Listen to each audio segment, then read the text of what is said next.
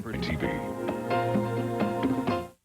The People's Choice Awards plus Celebrity Weddings next ET. CBS News exclusive. Inside Afghanistan. Dan Rather shows you for the very first time new video of Al-Qaeda at work, planning attacks against American and other Western targets.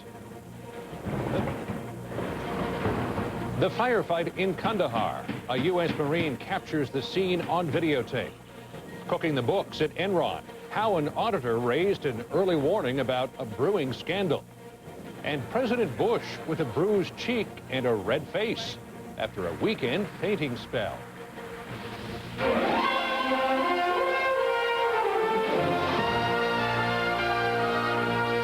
This is the CBS Evening News with Dan Rather.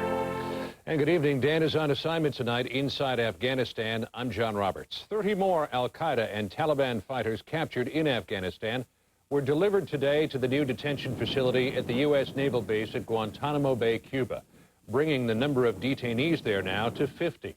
Hundreds of others are being held by American forces in Afghanistan, but many more may still be free.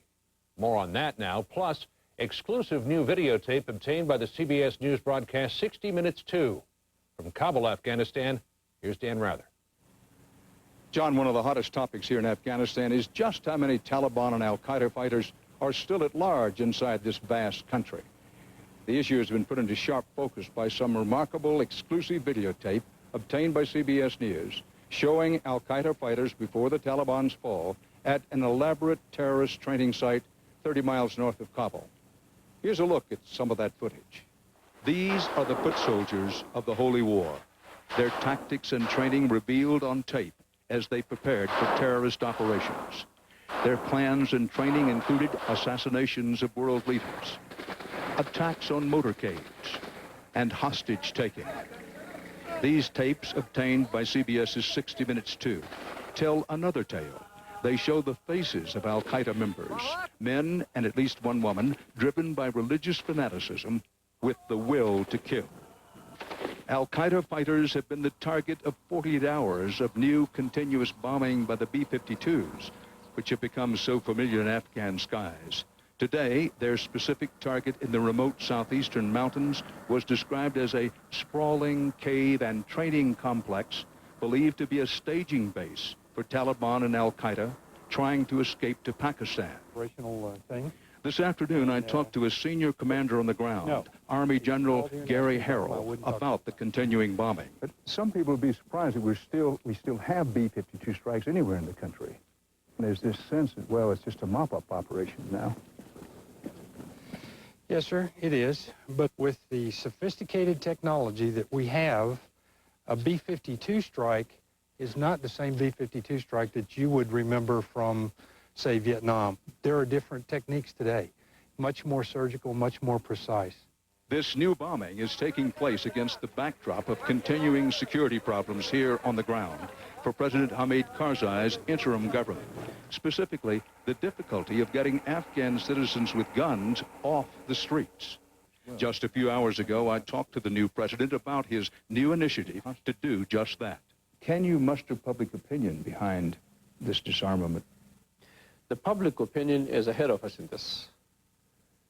They want it very much. It's the common man that comes here and asks us for disarmament and asks for a peaceful, armed, free Afghanistan.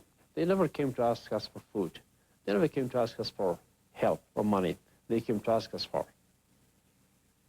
disarmament. Disarmament is a daunting challenge for President Karzai, especially as scenes like these show no one here can really know how many of these terrorists are still in Afghanistan, still determined to unleash their murderous havoc. Wednesday night on 60 Minutes 2, I'll have much more of those exclusive Al-Qaeda training camp tapes. You will hear from the former U.S. Special Forces soldier who got the tapes, and you will see what the terrorists were planning to do to people in the West. CBS's Lee Cowan also has exclusive new material tonight, illustrating just how much danger still lurks many places in Afghanistan. Here's his report from Kandahar.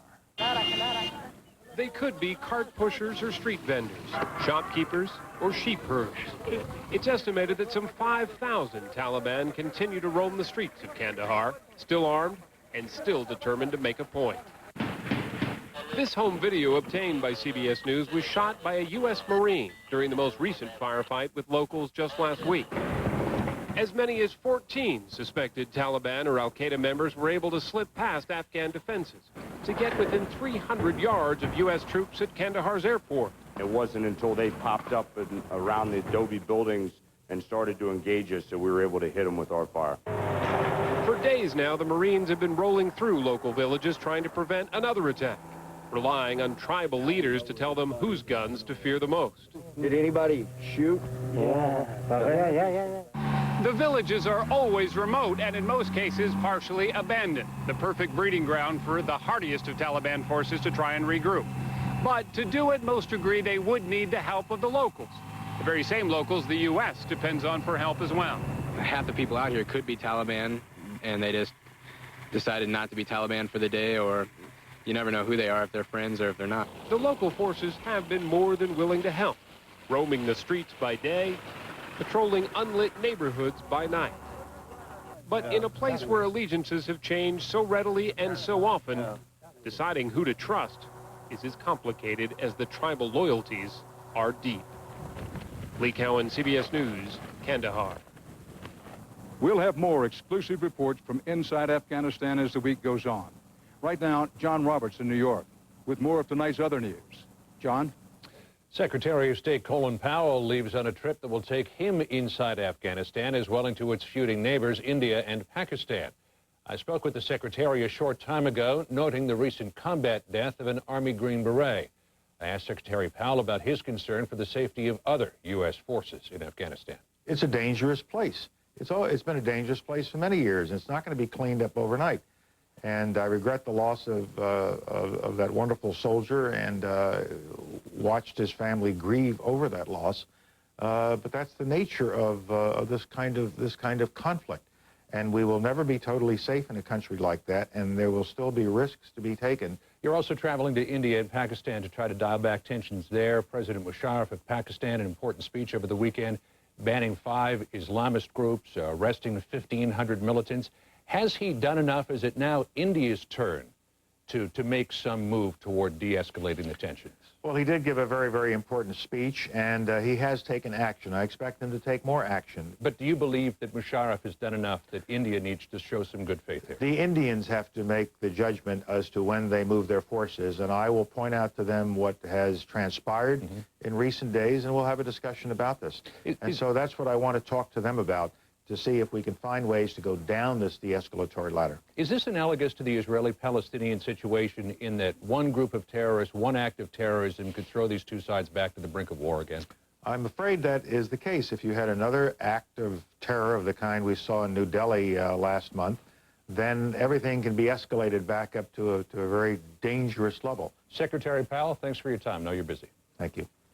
Now to the widening investigation of the biggest bankruptcy in U.S. history, the collapse of the Enron Corporation. There are new questions tonight about the role played by top executives, outside auditors, and government regulators.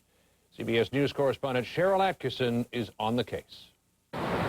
It's another huge blow to Enron's defense. Detailed concerns about accounting practices were raised by an employee last August, even as some Enron executives were talking up the stock while selling their own shares. According to documents subpoenaed by Congress, an employee wrote to CEO Kenneth Lay, "It sure looks to the layman on the street that we are hiding losses. I am incredibly nervous that we will implode in a wave of accounting scandals." Those alleged accounting scandals are under investigation by several agencies, including the Securities and Exchange Commission. Last fall, SEC Chairman Harvey Pitt surprised colleagues by taking part in closed-door commission meetings on Enron, according to sources. It was surprising because before he became SEC chairman last August, Pitt represented Enron's auditing firm, Arthur Andersen, which is also under investigation. As far back as 1990, Pitt, a highly regarded securities lawyer, advised Andersen in issues like conflict of interest. Should supposedly independent auditors also be able to serve as high-priced consultants for companies like Enron? Some experts now say Chairman Pitt is in a hopelessly conflicted position, especially now that Anderson has admitted destroying Enron documents. Enron internal documents also show that after questions about funny accounting were raised by an Enron employee last year, outside lawyers reviewed the allegations. But Enron allegedly told the reviewers not to second-guess the accounting advice provided by Anderson. When Arthur Levitt chaired the SEC, he fought to ban the huge consulting deals that risk turning auditors into company shills. But he says accounting firms and their representatives, including none other than now Chairman Harvey Pitt, fought the new regulations. So the opposition was the greatest that I faced in my 8 years at Washington. It was almost overwhelming. The SEC won't say whether Chairman Pitt will recuse himself from Enron and Anderson matters, but that he can do so on a case-by-case basis whenever there are votes. A spokesman adds that Pitt's voted to open the Enron investigation and is complying with all ethics rules. Arthur Anderson says it's committed to getting the facts and taking appropriate action. John? Cheryl Atkinson on the Enron case for us from Washington tonight. President Bush said today he feels great, and his doctor said he was good to go for his planned appearances outside of Washington. Mr. Bush fainted briefly at the White House yesterday after gagging on a pretzel. The effort to reassure the public today ranged from medical to comical. CBS's Bill Plant is traveling with the president. Sporting bruises on his left cheek and lower lip, the president took off on a scheduled trip to the Midwest this morning after choking on a pretzel and passing out last night. Woke up and there was Barney and Spot showing a lot of concern. I didn't realize what happened until I looked in the mirror. My glasses cut my side of my face. Making light of the incident, Mr. Bush sent a large bag of pretzels inscribed "Chew Slowly" to reporters in the rear of Air Force One. And with the bruises partially disguised by makeup, he joked about the mishap at a trade event in Illinois. If my mother is listening, Mother, I should have listened to you. Always chew your pretzels before you swallow. His staff says Mr. Bush was sitting alone watching football and eating pretzels, one of which he said didn't go down right, and he lost consciousness. The White House doctor said the fainting spell was triggered when the pretzel lodged in Mr. Bush's esophagus and he coughed, stimulating the vagus nerve. Cardiologist Stuart Seides explains what happens next. The blood flow to the brain is temporarily reduced enough to make you feel woozy or dizzy or even temporarily pass out. It's fairly common. It's an exaggeration of a normal reflex. Because he's in good physical condition, Mr. Bush's blood pressure and heart rate are low, which probably contributed to the fainting spell. The president's doctor examined him both yesterday and today and reported that all tests were normal. The president's doctor told staff members he didn't think the fainting spell had anything to do with stresses related to the war in Afghanistan. But he said that the fact that Mr. Bush is coming down with a cold might have had something to do with it. Bill Plant, CBS News, with the president in Aurora, Missouri. Coming up next on tonight's CBS Evening News, prosecutors say he did terrible things when he was a priest, and they say the church covered it up. Later, Eye on America. Wish you could stay alert and awake for days on end? This drug may fulfill that dream. I'm every man. And every woman who ever suffered from frequent, persistent heartburn. If you've treated your heartburn and changed your diet, but it comes back 2 or more days a week, then you may know about the burning pain of acid reflux disease. But there's something about acid reflux that I didn't know. Over time, that acid churning up can wear away the lining of your esophagus. I didn't know. I didn't know. I didn't. But today, there's a purple pill called Nexium. It's from the makers of Prilosec.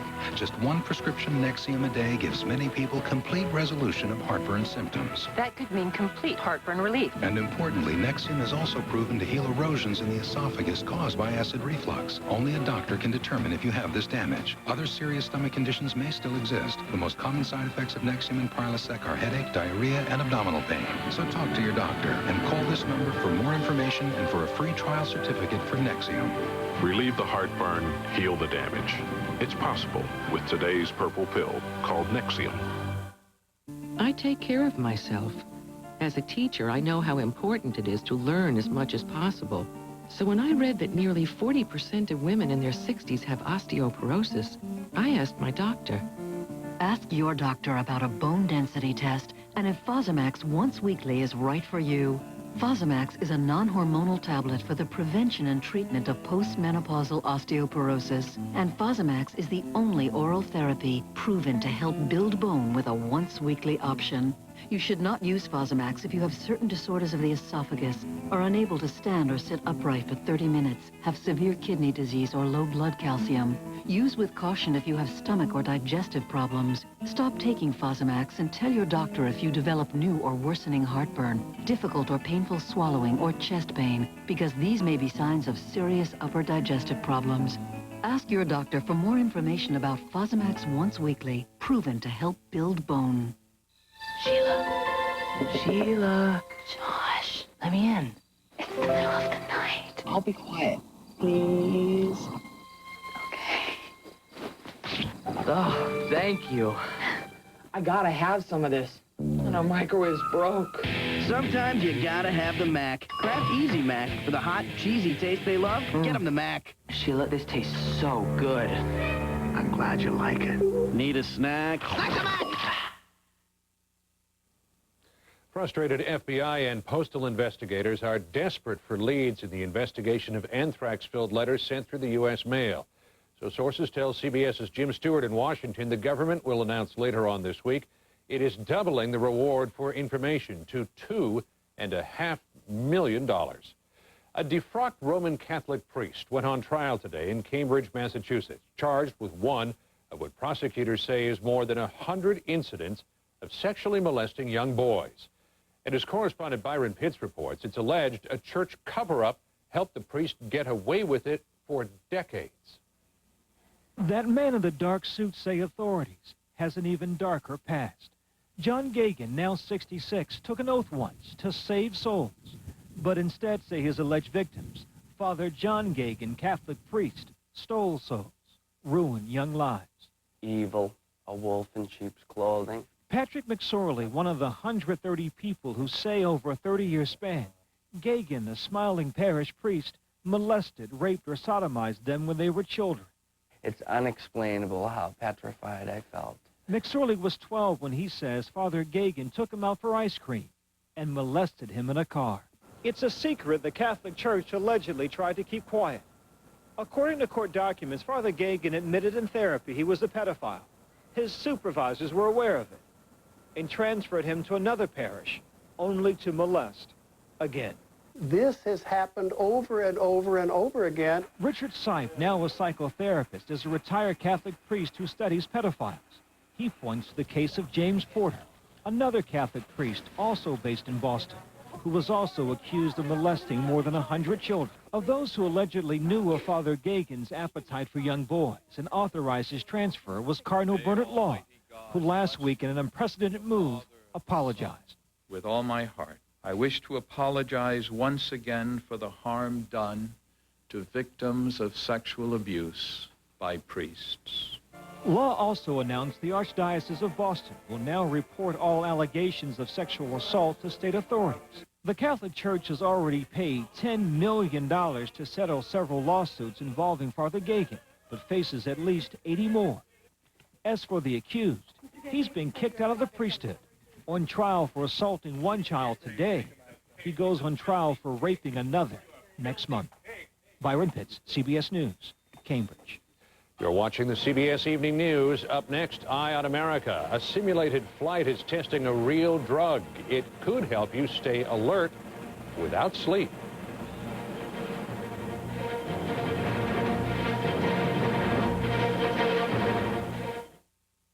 When I started having hot flashes and night sweats at menopause, my doctor recommended hormone replacement therapy, but I didn't listen. Up to 20% of a woman's expected lifetime bone loss occurs in the years following menopause. A year later, I went back to my doctor and found I'd shrunk an inch. I went on HRT, and I've been on it for years. My hot flashes and night sweats, gone. I feel great. HRT is not for all women. Talk to your doctor about the benefits and risks. The time to protect your future is now. Tens of thousands of people continue to purchase new Oldsmobiles. Is it because of our bonus cash offer? Or the 5-year, 60,000-mile GM protection plan? Or did they simply take a test drive? Are you in the market? Get in an Oldsmobile, backed by GM. Get $2,002 bonus cash when you purchase or lease any new 2002 Oldsmobile.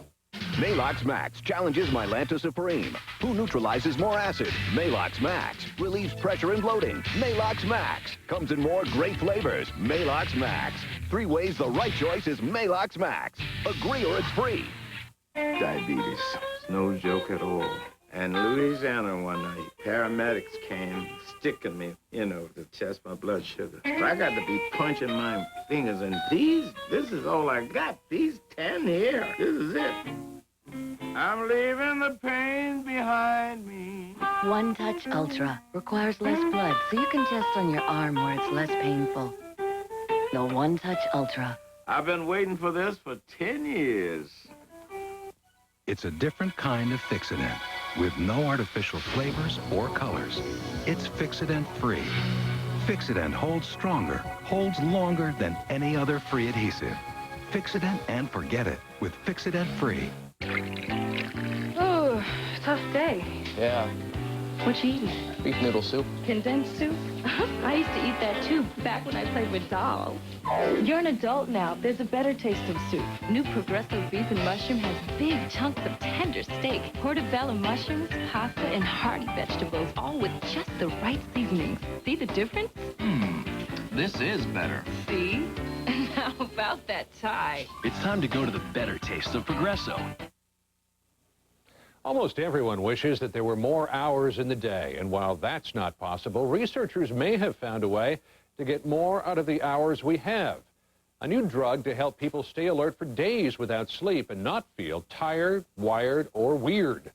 CBS News medical correspondent Elizabeth Caledon reports tonight's Wide Open Eye on America. It's 3 o'clock in the morning, and Home Depot is hopping. What better time to pick up a new washing machine? Yeah, can I get a cheeseburger? It's a 24-hour-a-day world, and despite what the clock says, the goal of modern society, it seems, is to expand time to make the difference between day and night obsolete. One little problem, we need to sleep. We're constantly pounding on this desire to get control of time and to use it, and sleep stands in the way. Professor David Dinges is at the center of a growing new area of scientific interest. Over here, there's a K-complex. How to achieve wakefulness 24 hours a day. There's growing evidence it's not good to go without sleep, and yet that's what everybody wants to do. Dinges is studying the effects of a drug called modafinil. Already approved by the FDA to treat the sleep disorder narcolepsy, modafinil can convince the brain to be awake at any hour. Other, older stimulants affect many centers of the brain, often causing the increased heart rate and blood pressure that lead to jitteriness. But modafinil works only on specific neurotransmitters in the hypothalamus that control wakefulness. Janet Cassidy takes modafinil twice a day to control narcolepsy and has no side effects. It's almost like you wouldn't know you're taking anything. Modafinil raises the possibility that we may one day be able to eliminate the need for sleep. Imagine the benefits for shift workers, hospital employees, brand new parents. The American military is particularly interested. At Fort Rucker in Alabama, researchers are giving modafinil to Black Hawk helicopter pilots who often have to fly long missions with no rest. Typically, you're pretty physically and mentally drained. Pilots here who took the drug and stayed awake as long as 35 hours performed the same as their well-rested peers. So it's nice to be able to do research that's going to make our military pilots more effective. But just because we can fight sleep, should we? Scientists don't know what the long-term health effects might be. It's a question we'll have to sleep on. If we ever go to bed, that is. In New York, I'm Elizabeth Caledon for Eye on America. Britain declared an end today to the long and costly outbreak of foot and mouth disease in farm animals there. It took almost a year to eradicate the livestock disease. 4 million farm animals were slaughtered. British livestock and meat were kept off world markets, and frightened tourists stayed away from the countryside.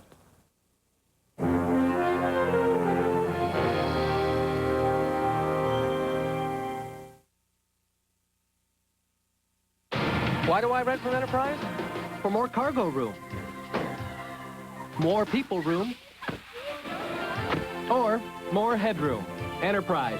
So easy, it's like having a second car. Or third. Pick Enterprise. We'll pick you up. May I serve the dessert, monsieur? Yogurt? New Dannon La Crème yogurt. So good, even for dessert. Creamy, oui. Creamy, oui. Très mild, oui. Not how you say, tart. It's luscious. My parents are so weird. You're home early. New Dannon La Crème yogurt. Ooh la la crème.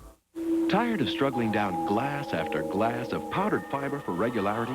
Consider refreshing glasses of water with FiberCon tablets. A whole lot easier to take. And every bit as effective as powder. FiberCon, refreshingly easier to take.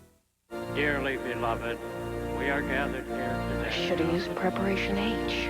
Preparation H medicated wipes with aloe, the easy way to cleanse, cool, and soothe. Easier because they're 4 times bigger than Tux pads. Preparation H medicated wipes, big relief. At Bank of America, we really wanted to participate in the Olympic Winter Games.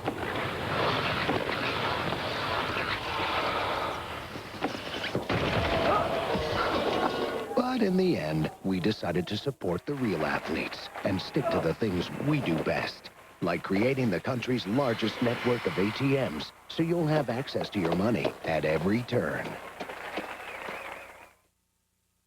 Winter means flakes. We're not talking snow, we're talking winter dandruff. The colder it gets, the worse dandruff gets. Neutrogena T-Gel Intensive Anti-Flake Shampoo fights dandruff 3 ways. Stop winter dandruff. Neutrogena T-Gel. It works. The promotion. A new title. A bigger paycheck. Better days ahead. Your hard work paid off. And so did that extra confidence from getting rid of your gray hair with Just for Men hair color.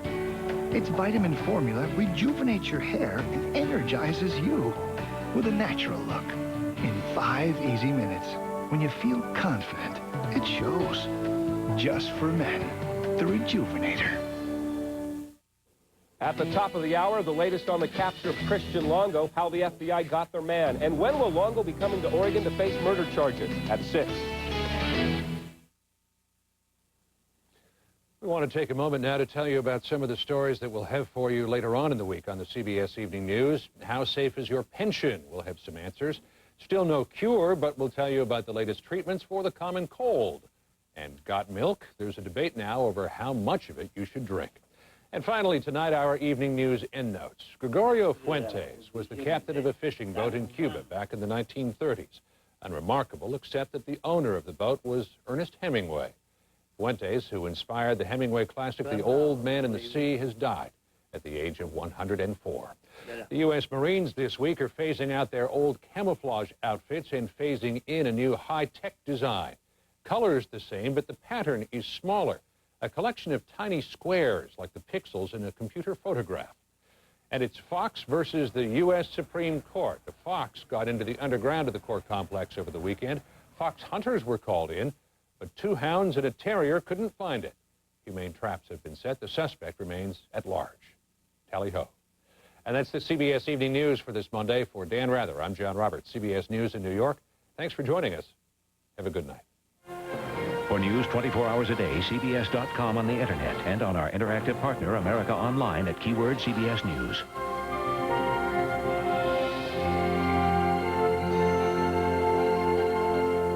The latest from inside Afghanistan. Dan Rather reports tomorrow. Experience CBS.